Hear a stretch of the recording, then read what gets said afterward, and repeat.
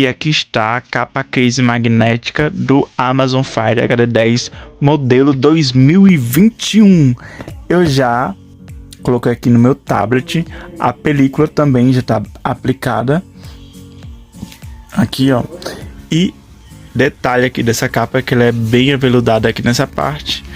Tem nas quinas essa parte aqui reforçada para garantir uma maior proteção para o tablet. E aqui nós temos alguns ímãs, tá vendo, gente? Que é para quando a gente fechar aqui, ó, o sensor de proximidade reconhecer e com isso apagar a tela do tablet. Ganhamos uma função extra no tablet. Temos aqui também as saídas para os alto-falantes e a saída para a câmera na capa magnética, beleza? E eu vou tirar aqui que eu vou mostrar para vocês como que é por dentro da capa. Bom, amigos, aqui podemos ver que é bem aveludada também, igual a parte de fora, e isso garante que não arranhe a traseira do tablet. E podemos ver todas as 4 quinas são reforçadas. O link para a compra eu vou deixar aqui na descrição desse vídeo para quem estiver interessado na loja que eu comprei. Eu comprei dessa cor aqui, azul marinho, para combinar com o meu tablet. Ficou show de bola com essa capa aqui. Lembrando que essa capa case aqui também, gente, ela pode servir de apoio para o tablet. Você põe aqui o tablet, ó. Deixa eu colocar.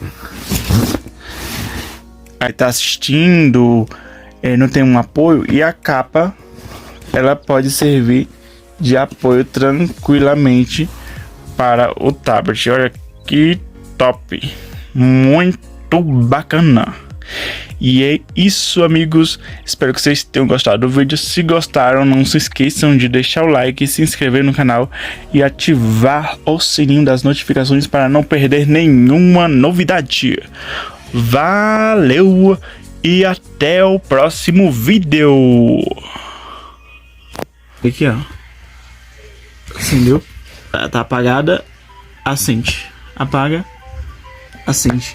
Quando a gente coloca a mão, ela não apaga. Porém, se a gente colocar a parte magnética aqui de imã que tem na capinha, o sensor reconhece. Olha que bacana, muito legal. E aqui é só desbloquear e usar o tablet normalmente.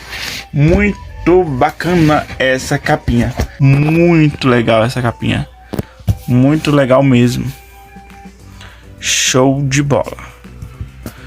Muito bacana aqui para digitar e usar o tablet normalmente com ele nessa posição aqui, ó.